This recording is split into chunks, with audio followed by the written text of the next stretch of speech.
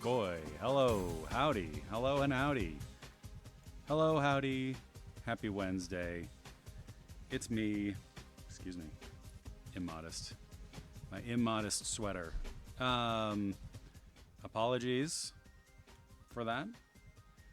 Great to see anybody who's here. Great to see. Well, I'm just looking at myself. Great to see a picture of myself on the screen. It's Wednesday.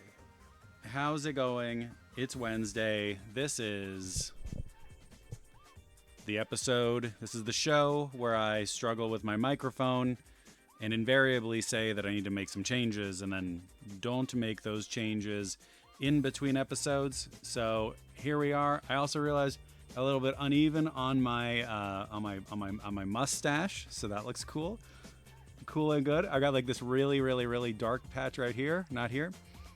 This is what happens when you forget to shave for a little bit. But anyway, we'll pretend it looks really good. We'll pretend that I have put myself together. We'll pretend that I have fixed any and all technical issues pertaining to the stream, the show, and that's how we'll live our lives in a world of make-believe.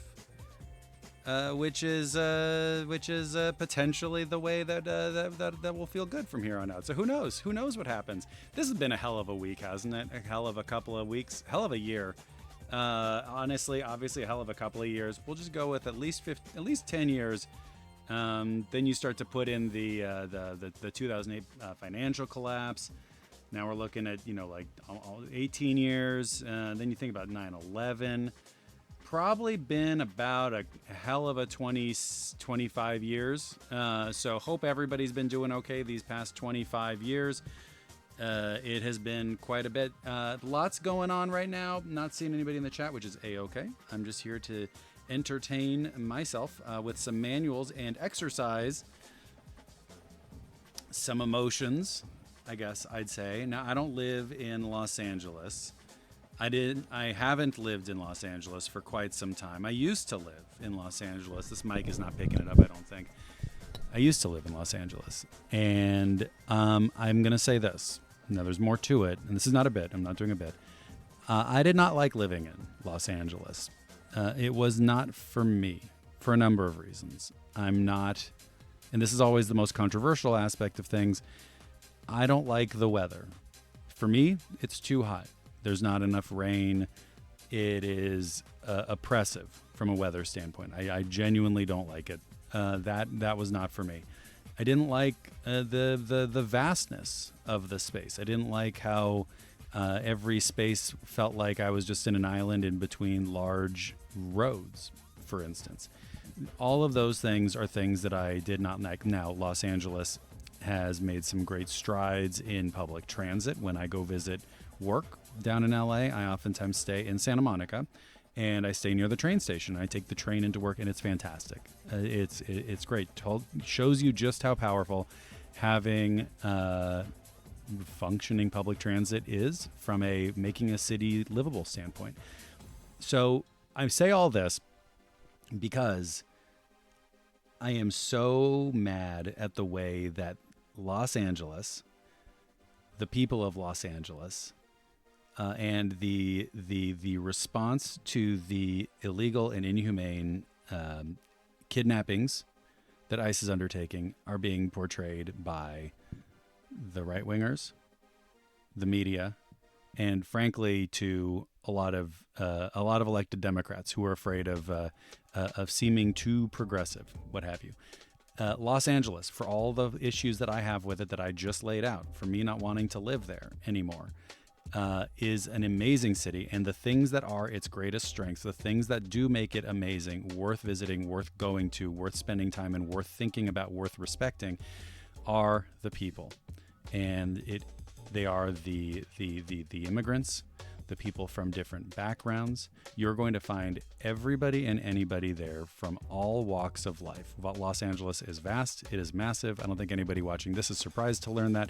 It is in so many ways the ultimate American city. And so I just wanted to say, as an avowed Lakers and Dodgers hater and guy who could not wait to move back to the Bay Area from Los Angeles to get the fog that I missed so much.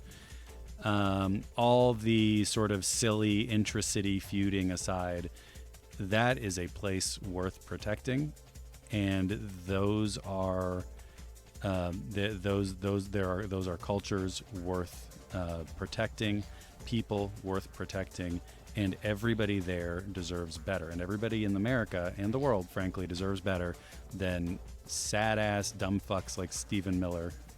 Stephen Miller? I don't even know his first name. Who cares? Who just couldn't cut it and couldn't make friends there and is now trying to ruin it. So anyway, diversity is our greatest strength. Immigration rules. We should actually have more of it as far as I'm concerned. And I just wanted to say that. So that's that. Then on the protests themselves, there's barely any protests going on. It's just people showing up and telling the goons of ICE that they suck and that they should go away. And that, of course, gets carried by the media as this escalation, when really the only escalation that's happening right now is from President Trump, from the police, from the military. So whenever you see anyone talk about Los Angeles and the protests there, just be ready to push back on them. Maybe on social media, I don't know. But let the people know that this kind of thing can't stand, and that immigrants are literally what make America and literally the whole point of this freaking country. So protect them. And that's all I guess I got to say about that. But what I do want to say beyond that, again, I'm speaking extemporaneously, so apologies if it's not especially, thought out or considered or clean. I'm no Gavin Newsom giving a speech. Actually, I'll say that. I'm of two minds of the Gavin Newsom speech last night. I don't know if you've seen it. I think it's worth watching. I think that the core of what he says is important and extremely important. I think that it was important for me to get past my personal visceral dislike for the guy, to appreciate the fact that he's coming out and saying what he's saying about the current moment. I think that we need that from every elected Democrat, and we need a backbone from folks like ABC News, right? Whenever these conversations need to happen. So anyway, I'm just sort of talking here. I don't really have anywhere to go with this. This is my speech. This is not my speech to the nation. I would write something out. If I were giving a speech to the nation, it would sure be a whole heck of a lot better than this. But I just wanted to exercise some of those feelings. It has been a struggle session from a sitting at home working standpoint. And I don't know, maybe I'm saying this to make myself believe it, but give yourself some space if you're sitting at home trying to work and it feels like that good old hyper normalization is getting to be too much for you. Go and give yourself some space if you can, because boy, it's a lot right now. But we do have a way of making ourselves feel a little bit better legally. And that's by reading manuals, video game manuals for video games, where you do the unthinkable to the fascist monsters who are out there looking to hurt the good citizens of the world. It's a heck of a lead-in, right? Anyway, this is gonna be a weird episode, right? Like, there's what's the vibe here? I don't know. I don't have much of a vibe. All I have is the manual for, I'm stretching because the thing's in the wrong place. The manual for, and I'm going to screw this up because I forgot to do this ahead of time, the Saboteur. And of course it's not there. It's not there. That's going to happen every time. I think at this point, that's just going to be how I approach this show. Real seat of my pants sort of stuff over here. Anyway, we got the Saboteur. Who wants to read Saboteur? We got two manuals today. We've got Saboteur, the Saboteur from Pandemic Studios and Electronic Arts, 2009's The Saboteur, I believe it was, 2008 perhaps, or seriously 2010 perhaps. I always forget. I should remember that because I worked on this game and I should know that. I've actually done this. Yes, Darren Hupke almost called this a modern game. Well, it just came out like 3 years ago. is what I think. So this is a modern game on modern hardware. This is an Xbox 360 and PlayStation 3 game. So it's modern, current gen hardware is what it's available on. I worked on this game, so it means I was an adult, which means it can't have been that long ago. And we'll just jump into it a little bit. The Saboteur is a flawed masterpiece. It's great. I think it's fantastic. It has the best headshot enemy reaction of almost any game that I can think of. There's something real satisfying about it. The way this is going to make me sound so bloodthirsty and disgusting, but if we're talking about video games, when you shoot a guy in the head, specifically a Nazi, the blood kind of comes out in this ribbon. It's very, very striking against the largely black and white backgrounds. It's fantastic. Pandemic did, Darren Hupke, make some fun action games. They also made categorically deeply flawed games every single time. All of the games they made, including Saboteur, which I love, are profoundly busted in some way, shape, or form, and potentially ill-conceived at some level. But that's what we love about them. They had flavor. We'll say they had flavor. So the text is small. There's not too much to read. We're going to quickly watch the trailer for this game, though, because I think it's neat. And I like that. I like a neat trailer. And hopefully no Christy Gnome this time. I'm going to turn off the music, and we're going to see how this goes.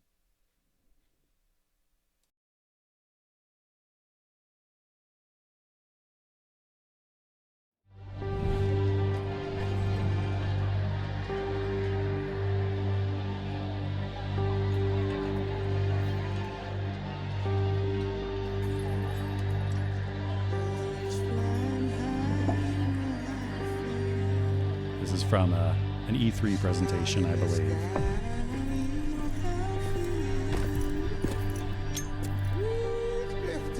No gameplay to be seen for miles. Andrew Elmore, thank you for making it. Good to see you, bud. Sorry I said bud. I don't know why I said that. I'm feeling jovial today. We're watching the trailer for Saboteur.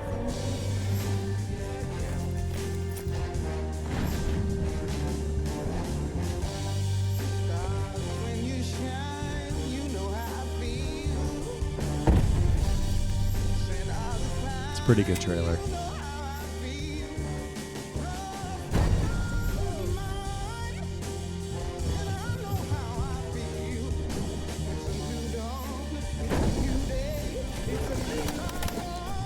Here's some sabotage. That's why they call him the Saboteur.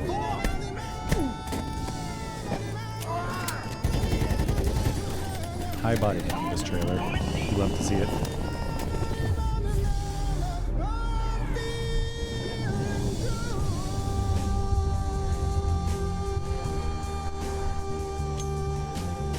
Be a good karaoke song.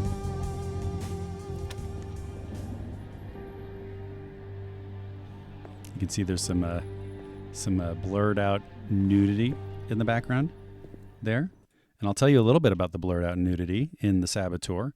If you bought the game new, you were part of EA's at the time Project $10, and you would always get something from EA for buying a game brand new, as opposed to secondhand at a game shop like GameStop. Sometimes that meant the multiplayer was included as a little code in there, and you could only play it if you bought the code. So you had to get the game new, otherwise you'd have to pay extra, that sort of thing. The Saboteurs, because it was a single player game, the Saboteur Project $10 was a little pamphlet that gave you, I think, maybe an extra mission, something like that. It also gave you uncovered nipples in the ladies' club, the men's club, whatever you want to call it, at the beginning of the game. So there was a little hint right there with the blurred out nudity on the sign. So Project $10, it's the best way for you to see naked, topless people on your Xbox 360.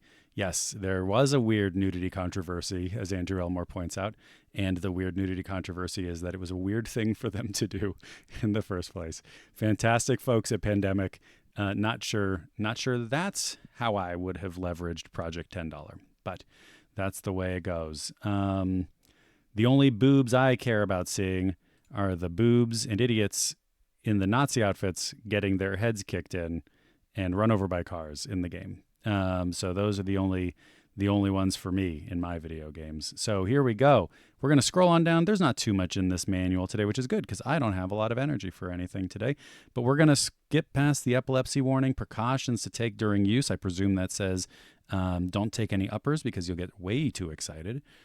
Complete controls. This is, in fact, the PC version. So you'll see a lot of keyboard keys. Keyboard keys. I'm not a PC gamer, so I don't know what I'm doing. The saboteurgame.com. I don't know if that's still available. Welcome to the Resistance, and I'm going to zoom in because I love to zoom in on the Resistance. We're going to go here. Welcome, 1940s Paris, and let me move the image of this guy ripping up the Nazi flag. There we go. Okay, 1940s Paris.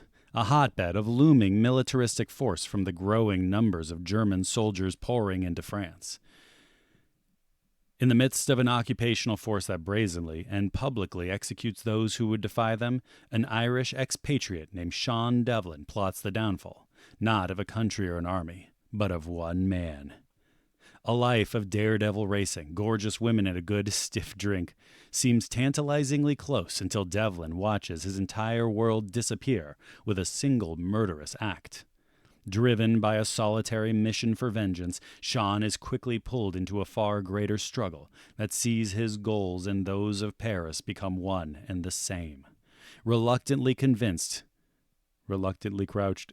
That's a word. That's one of those words where you see it, I say it reluctantly, and it's like I go straight into the song. It's one of those words. It's like saying good luck. I can't say it without saying good luck. So reluctantly convinced, reluctantly crouched and convinced. Devlin is a race car driver, so he is oftentimes reluctantly crouched at the starting line, engines thumping and bumping in time. The green light flashes, the flags go up, churning and yearning. Sean Devlin burns for the cup and for Nazi blood, reluctantly convinced to apply deadly force along the French resistance, the fresh resistance. I would join the fresh resistance. And the British SOE, I don't know what that stands for, maybe Sony Online Europe. Sean finally has a way to send his nemesis to the unholy afterlife. And if a few hundred goose steppers are killed along the way, Sean can live with that. So there we go. So there you go. It's okay.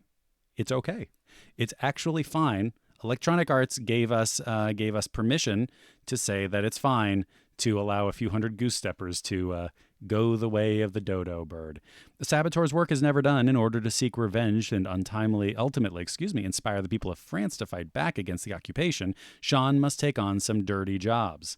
These range from guns blazing infiltrations of German strongholds to highly explosive acts of sabotage.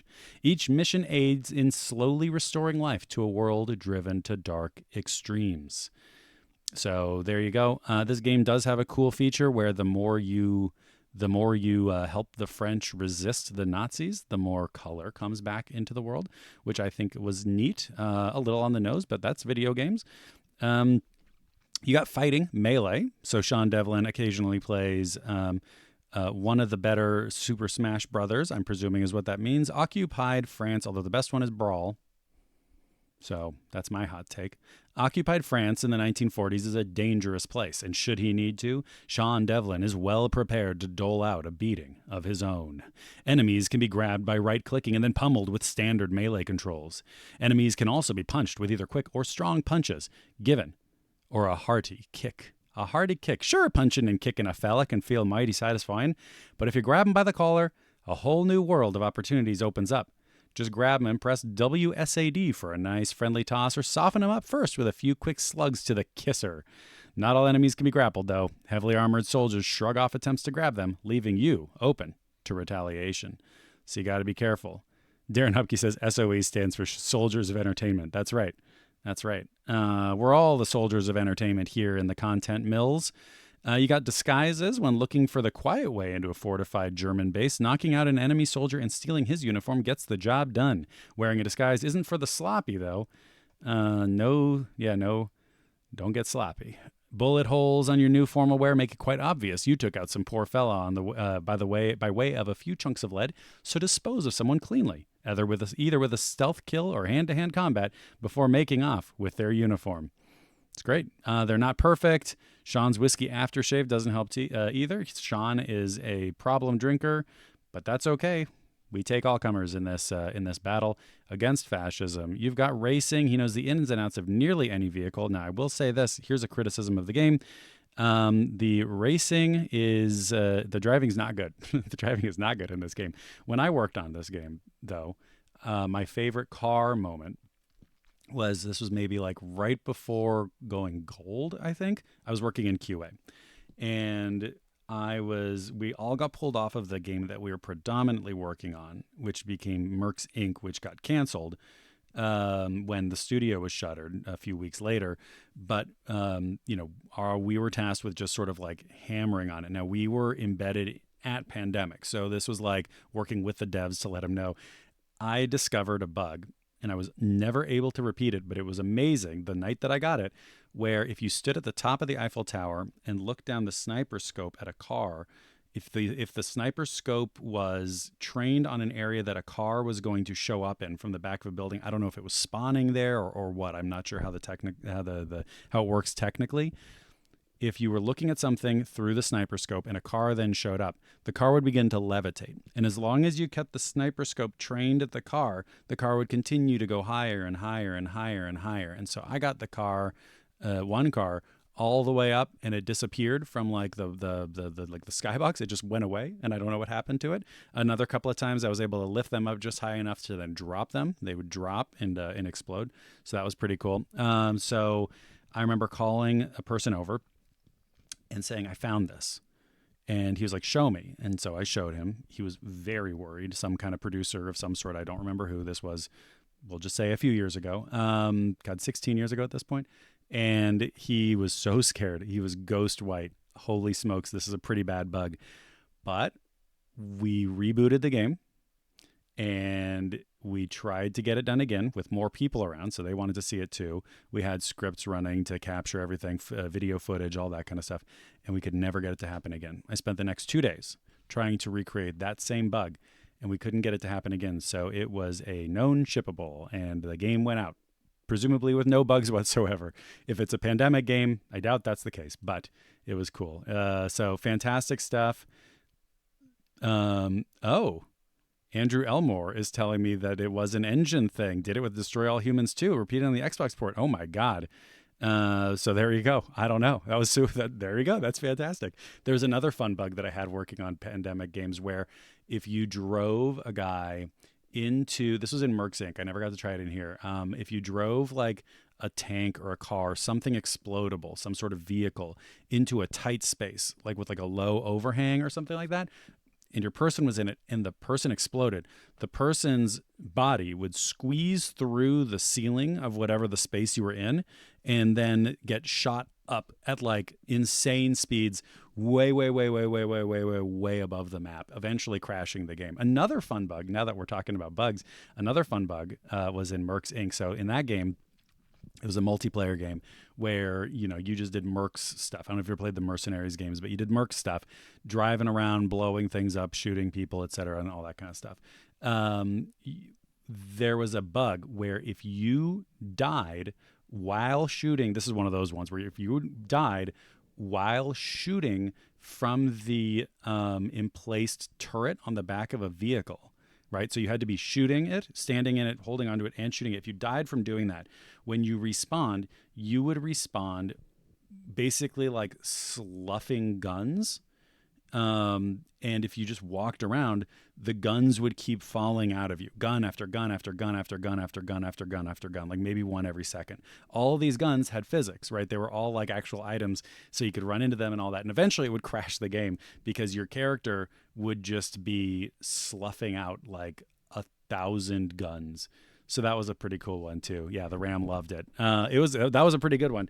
That game never saw the light of day except for a leaked trailer that I'm actually in. So we could watch that sometime. Anyway, that's the history of Pandemic Studios. Good spot. Flawed games. Great spot to work, though. Fantastic folks. I was QA, and we all know how QA gets treated in the industry. Psychok the Solly, so good to see you. Thanks for coming by. You know how QA gets treated, but we were embedded QA. I was a contractor. I was not part of the team officially in that regard, but I was embedded in the development team. And so we got to be involved in, some decision making alongside the developers, got like at least involved in the conversations, got to go to all the parties. We were as close to a part of the team as I think you can possibly get as a QA contractor. So thank you to Pandemic leadership. Thank you to the development teams at Pandemic Studios. That was a pretty good time. And that was when I lived and worked in Los Angeles.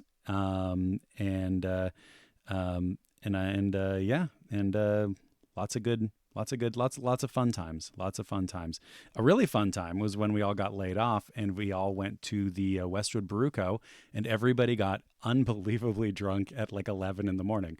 It was an interesting day, to say the least. So anyway, that's the Saboteur. I'm kind of done with reading the Saboteur. Otherwise, if I'm going to read the Saboteur, I'm just going to sit here and I'm going to keep talking about my time at Pandemic. That said, if you enjoyed the game, and I know we all did, you probably enjoyed the music. I sure enjoyed the music in that trailer. You can download EA soundtracks and ringtones for your Motorola Razr, I presume. Hello, Moto. Available at ea.com/EATracks, which sort of I read as EATrix. An EATrix is somebody who it's like a sex play thing. I think an EATrix is somebody who dominates you by making you play Electronic Arts video games all the time, whether or not that's what you want to. So some people are into it. No judgments here. No judgments here at Instruction Derby. So yeah. And Psychok the Solly asks, no, I don't live in LA now. I did back then. I live up in the Bay Area. But I have lots of friends down in LA. My team is in LA. So I'm going down to LA at the end of July. So as I understand it, the stuff going on down there, the big military overreach that's trying to get people in trouble is happening just in one small section of downtown. Of course, ICE is around further. Those people, man, ICE. I don't want to be too rude, but if you work for ICE, I hope you have a terrible life. And I hope that everybody you love hates you. That's what I think. I hope that's not rude to say. So there we go. SAB. We call this game SAB. Make sure you get a new copy so you can get the nude codes, though. That's really important. Let's read about Castle Wolfenstein 3D. I don't know the words I'm saying. Before we read about Wolfenstein 3D, though, I wanted to call up a little ad. Oh, God, we're going to have to see Christina, aren't we? From relieving roughness to soothing skin, there's Before and then there's Aquaphor. Hey, you know what? I'll take an ad for Aquaphor over an ad for CCOT any day. So here we go. We're going to watch a quick video, 3 minutes here, about Wolfenstein 3D. This isn't necessarily about fascism per se, but it's a fun little, I think, local news clip about id Software. So let's just watch it and enjoy. They say all work and no play makes Johnny a dull boy. That's not the phrase. There are a lucky few who get to play at work and make it pay. In fact, Apple Computer was put on the map by a couple of young men employing just such a strategy. Now a similar story may be unfolding near Dallas. Byron Harris reports. Okay. It's three-dimensional. It's texture mapped. It's Wolfenstein. It's three-dimensional. It's texture mapped. It's Wolfenstein. That's the famous phrase on the back of the box. One of the hottest-selling computer games in the world, in which B.J. Blazkowicz storms a Nazi bunker in search of Adolf Hitler. The game is the creation of John Romero and 5 other computer whizzes who comprise a company called id Software.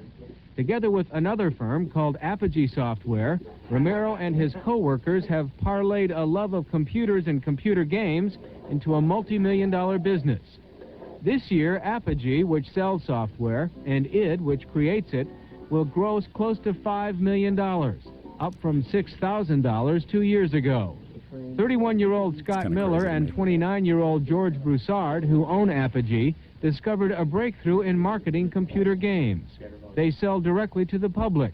But first, they give away part of the games they sell through a service called Shareware. We take a larger game and break it into several smaller parts, and we put the first part out in Shareware so that people can try it and see if they like it. And if they do, they can order the rest of them back through us. Apogee's okay we're first watching big this. I seller think this was is really called Commander fascinating. Keen, a game about an 8-year-old genius who makes a spaceship out of household items and saves the planet. The game was created by id Software, which has a special touch for success. The people we've recruited are, for the most part, people who have had a background in game playing. They have to have programming me. skills, but they, Background on in top of that, gameplay. they need to be game players. This is id Software headquarters. John Romero and partner Jay Wilbur are hard at work, playing Arcade games. sticks in They 1992. consider it research. When the latest game comes out, that's real cool new technology. We're already way past that because of the research we've been doing during the development of the game. One of the reasons for Wolfenstein's success is texture mapping, a technique for texture giving mapping. surfaces realistic texture. That quality did not come easily. It is achieved by clever programs which squeeze the most out of a computer's components. Despite the frivolity at id, it's a lot of 16-hour days by programmers, artists, and designers that make the game successful. And the place does have the magic of a successful enterprise. Work and play here are the same thing. I know. Byron You're Harris, more NPR, John Dallas. Carmack. So there we go. Wolfenstein, huh? How about that? Did I screw up and I lost Wolfenstein? No, there we go. Yeah, Carmack. It's too bad. Listen. Imagine the timeline where Carmack didn't become a fashy dirtbag. Oh, like old guys, white guys of a certain generation from Texas. It's like kind of like feels like a fait accompli to some degree. Yeah, so pretty interesting. I thought that was an interesting 3 minutes just because you don't usually local news reports about video games seem to be real into the can you believe what the kids are playing these days? And I kind of like that the guy just kept talking about texture mapping. I thought that was cool. So congrats to texture mapping and all of its fans out there for getting its day in the sun in 1992 on a local Dallas news report. So here's Wolfenstein 3D. Something cool is happening to that guy down at the bottom, no doubt deserved. So you've got this guy, BJ Blazkowicz, who's keeping himself quite fit. Despite not having a shirt, he's probably pretty cold, but he's wearing it well. Congrats to BJ Blazkowicz. Three cheers to BJ Blazkowicz. Jeers to this fool on the ground. He got put into a bad position, and we don't feel terrible for him. So here we go. Wolfenstein 3D, the story so far about Wolfenstein 3D, just so you know, folks, it contains 250 color VGA graphics that animate faster than a motion picture. The controls for Wolfenstein are made simple for the user. Instead of slowing down the action with laborious and complex controls, we place the challenge of Wolfenstein in the gameplay.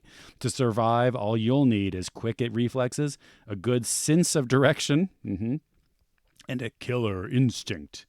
If you want to write to them about the typo in that paragraph, please let them know.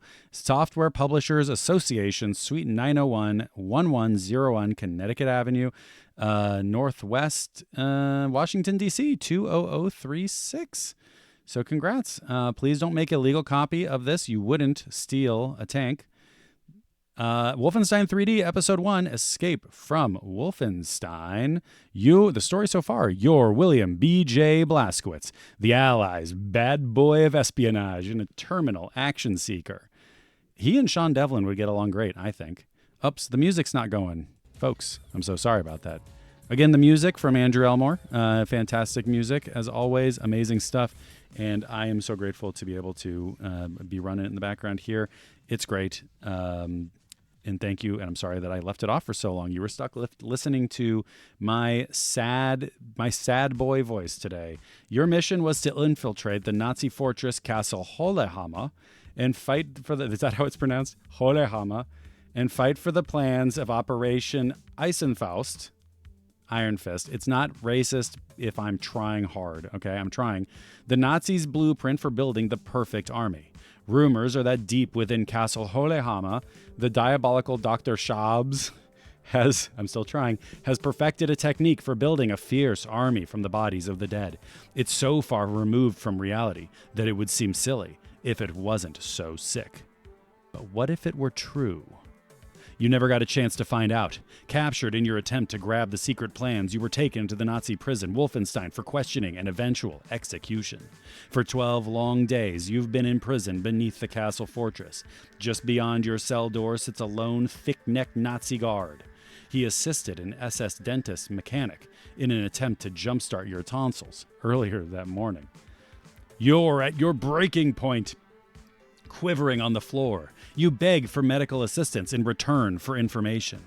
His face hints a smug grin of victory as he reaches for his keys. He opens the door. He tumblers in the lock echo. The tumblers in the lock echo through the corridor and the door squeaks open. His mistake. A single kick to his knee sends him to the floor. Giving him your version of the victory sign, you grab his knife and quickly finish the job.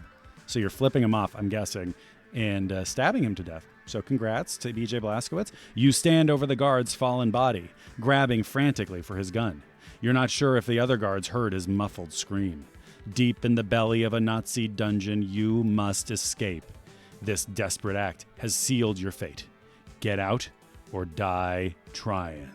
Dun, dun, dun, dun, dun. You got a quick install. Here you go. Before you begin it, you must install it. That is so true. Wolfenstein the installation utility will place the necessary files on your floppy or hard disk drive to follow these steps. Important stuff. I trust you all to do that. New game, you can choose, of course, your difficulty. Can I Play Daddy is appropriate for younger players or non-gamers. I love to give my kids Wolfenstein 3D. Don't Hurt Me is designed for part-time gamers who are starting Wolfenstein. Bring 'em On is designed for most game players, and I Am Death Incarnate is for those people who want a real challenge. You don't need a soundboard, it notes here, to play Wolfenstein, but to hear the game's enhanced sounds, you must have a compatible soundboard. This chart indicates the type of sounds you are able to have if you have a Sound Blaster, AdLib, Disney Sound Source, or 100% compatible soundboard. And this right here is why I never played PC games growing up. I don't ever want to have to think about soundboards. If your mouse is operating at an awkward speed, select the mouse sensitivity option. There's a lot over here, but we're going to go look for more story stuff. We'll see what happens. Controlling the action, turning, moving, walking, running, killing the enemy. To use your knife or fire your weapon, point it towards your adversary and press the control key. If you're using a machine gun or a chain gun, you can hold down the control key for rapid fire. The accuracy of a weapon diminishes with the range of the shot. Yeah, totally true. You may want to aim to the left or the right of an enemy. A healthy dose of your victim's splattering blood is a good indicator that you've hit. There's a lot going on in this manual. I think that would be cause for a wellness check if it weren't about Nazis specifically. I think that we as a society, and I think this is for the better ultimately, have really carved out a place where it's okay for Nazis in video games to get absolutely shredded. So I think that's important, though. I think that phrasing would get you into a lot of trouble otherwise. Correctly so. So there you go. You got Wolfenstein in the background. I presume that's him, Mr. Wolfenstein. BJ Blazkowicz. Your current status, your ammo. I don't actually know what's in here. I presume there's some story. Here we go. Healing. The 4 categories, the 4 genders: healing, killing, treasure, and special items. Healing. Dinners is 10% health. You've always had bad table manners. After clearing your Nazi hosts from the dinner table, you should pick up some food to go. First aid is 25% health. The Nazis have been intercepting Red Cross packages and storing them throughout their strongholds. Killing, there we go. These guards are armed to the teeth. Gracious even in death, they'll leave their ammo for you to pick up. Pick up unused ammo for 8 bullets. And you got a machine gun over here. This machine gun is the primary armament of the SS Guards. It's an efficient and powerful weapon that is used for attacking multiple enemies. The chain gun uses this Gatling gun principle of rotating barrels. It's a destructive killing machine that will clear the room. However, it has a healthy appetite for ammunition. Treasure. Hitler has a twisted desire for treasures and religious artifacts. His ill-gotten booty is stored within the walls of his impenetrable fortress. You got a cross, a chalice, a chest, and a crown. And then special items, keys. Some of the upper levels are well secured with locked doors, so you'll need to use these. And a 1-up will give you an extra life. Urge to keep fighting. So there you go. Let's read a little bit more about the denizens of Wolfenstein that you'll meet during your adventure. Episode 1, Escape from Wolfenstein. Wolfenstein is filled with a host of people who would like nothing better than to see you in a body bag. Remember that anything moving is a threat. It's, again, kind of an alarming mindset to have in general, but we'll allow it for today. The opponents you'll be up against vary in weapons, body armor, speed, skill, aggressiveness, and even intelligence. As we know from folks like Tom Homan, fascists are oftentimes real dumb, real stupid. The bullies, brown guards, the bullies in brown go down easy, but there's a lot of them. You got an SS guard, members of the Schutzwaffel. They wear blue uniforms, bulletproof vests, and sadistic grins. You got killer dogs, who I think are in their own ways a victim here. These German shepherds go right for your throat. And I will say this: I do not like in video games when I have to kill a dog. I don't really care if the dog is coming after me. I don't care if the dog is a German shepherd trained by any of these guys. We can save the dog. We can fix him. I mean, literally, right? You should be fixing the dog, right? Because otherwise they could have a lot of puppies, and that's its own thing with overpopulation, and then they wind up just going back to the pound. But there's other ways to fix dogs too. Emotional. I'm talking about emotional fixing. Episode 2, Operation Eisenfaust.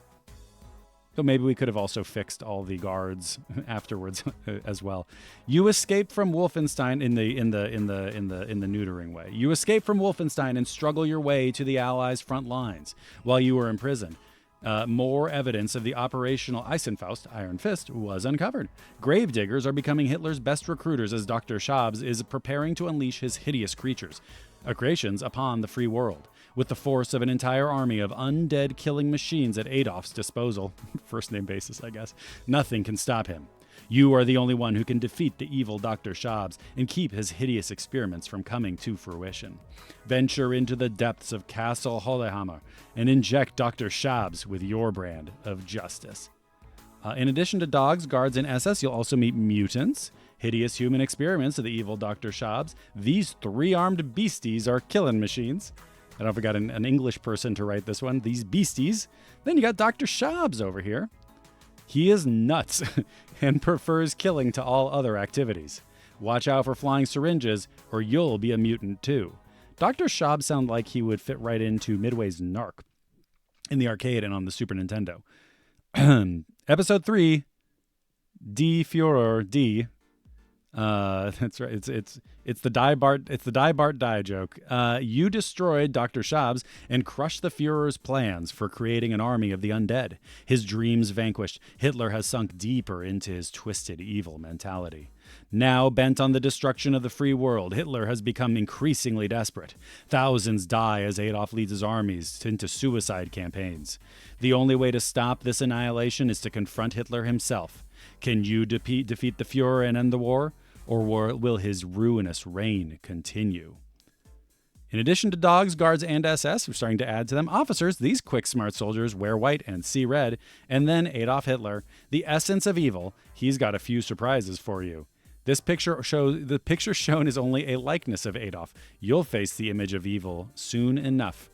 I don't know what's up with the first name basis thing here. You've got the nocturnal missions. Nocturnal missions. That has to be on purpose. When you're hanging out with BJ, you might have some nocturnal missions. How did BJ Blazkowicz become a Nazi killing machine? Now the truth can be told in episodes 4 through 6, the nocturnal missions. In this prequel, BJ must stop a Nazi plan for large-scale chemical warfare. This game is somewhat of a wet dream for those of us out there who are looking for an outlet against the very, very bad guys of the world. Episode 4, A Dark Secret. You must assassinate Otto Giftmacher, the amoral scientist responsible for designing chemical weapons. Be assured, the castle is well guarded. I don't think that was in doubt. Episode 5, Trail of the Madman. Although the scientist is dead, the plans are in motion. Explore the dungeon of the castle to find the plans so the Nazis can be stopped. And episode 6, Confrontation. Prepare for the final battle. Prepare for the final battle. Is that from Resident Evil? No, that's a Dead. What is it called? House of the Dead 2. The final battle with General Fitgesicht. Not going to try that one again. Organizer of the chemical war, wade through waves of soldiers and stop their Geneva Convention breaking machinations. You can buy the Nocturnal Missions from Apogee Software directly at 800 Game 123. Hints and strategies, lots of stuff going on over there. Don't rush into the room. Get an angle. That's important too. Use the keyboard and the mouse. I think that's the only thing you can use in this game. I'm not sure though. Use them at the same time. Oh, because this was probably a game that you could have played on just the keyboard, I suppose. There you go. Charge. If you run at someone and shoot them point blank, you are more likely to wound them. Plus, this will provide less time for them to shoot you. Every level has hidden stuff. Necessary items aren't hidden. The Nazis may be rude hosts, but they would never hide anything necessary to escaping. No, of course. Of course not. Keys and elevators can be reached through the normal passages. Don't be too proud to eat with the dogs. After taking too many bullets, it's a wise idea to get help from anywhere. Eating dog food may be humiliating, but it will provide a small boost to your health.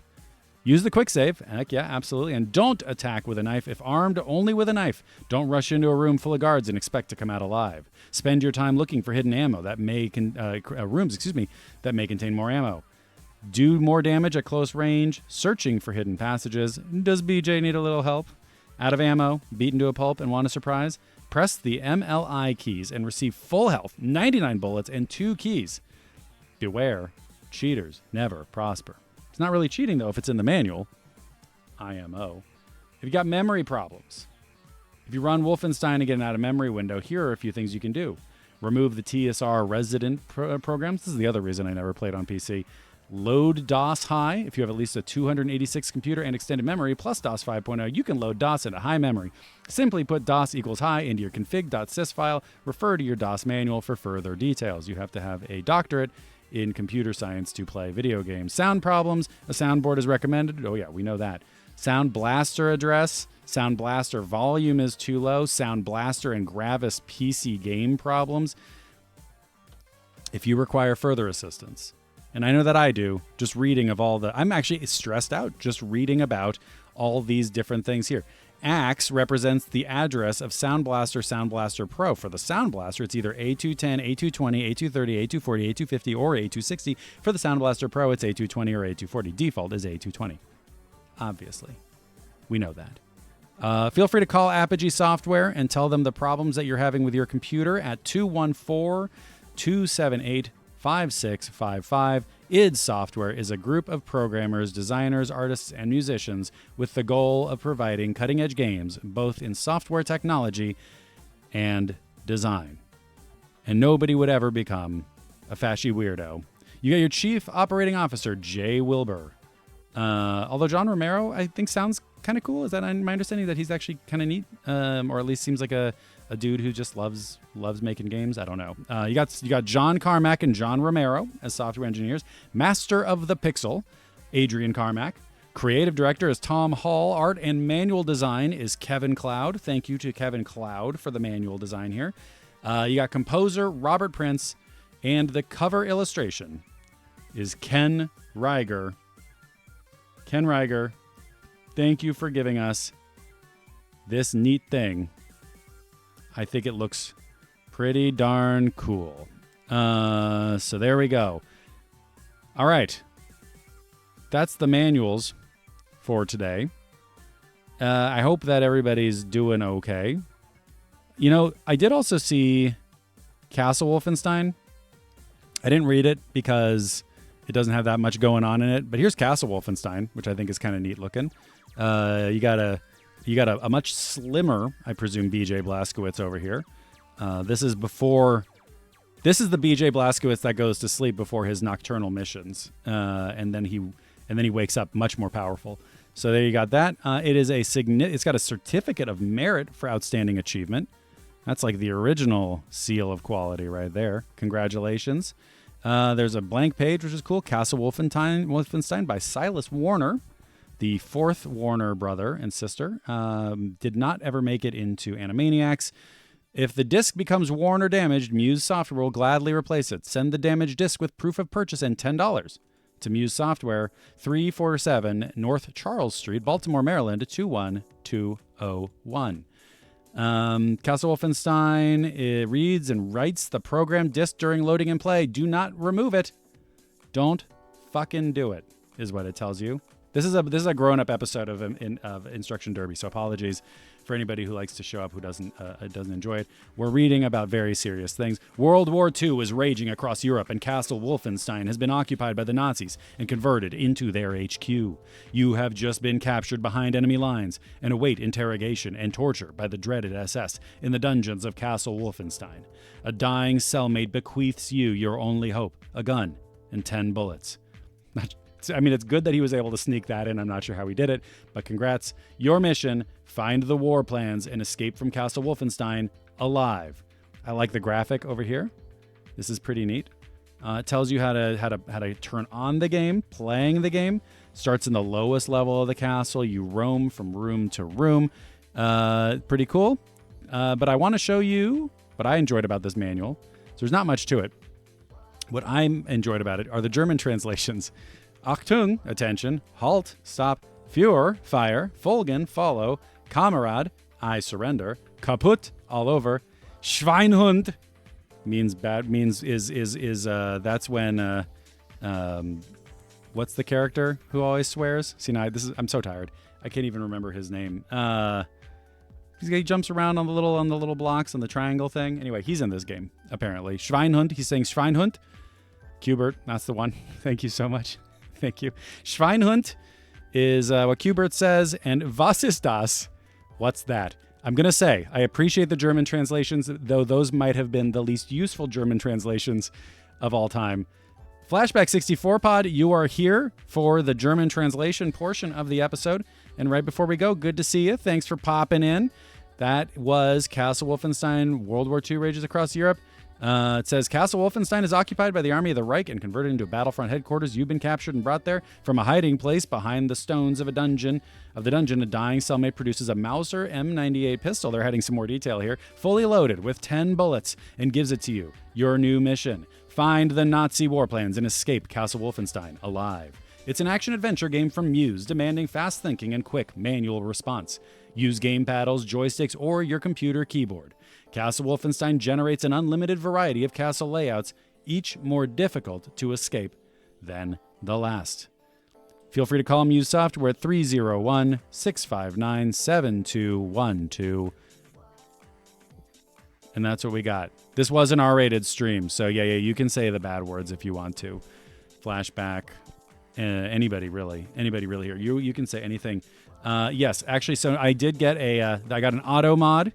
I'm going to let everybody know that Darren Hupke said that we can all say Wet Dream here. See, I thought we did get that one. Was it Wet Dreams, maybe? I'm going to allow it. I had to allow it. Wet Dream is locked again. No, allow. I don't know what's going on. I'm very sorry about this. The auto mod is a little bit too pearl clutchy for my taste. We can talk about Wet Dreams. We can talk about Nocturnal Emission. It doesn't seem to want you to do Wet Dream. What if I do it? Wet Dream. I'm going to do it. Nocturnal Emissions. I can say Wet Dream. The host can say anything he wants to. No rules for the host. Wet Dreams. Nocturnal Emissions. BJ Blazkowicz. I don't know, man. I got nothing else. I gotta go. Be good to yourselves. And just remember that we are better than this. And diversity is our strength. And immigrants are like the whole point of this whole place. So be good to each other. Protect folks who need it. Support each other. And, get in the way. Gum things up. Gum things up if you can for the bad guys rolling in. You guys rock. Flashback 64, exactly right. Amen. Y'all are the best. Thank you so much for coming and hanging out. Be good. Let's watch the Road Blaster intro as an outro because I think I could use it for my own sake. All right. Have a good one, everybody. Thank you. Bye-bye.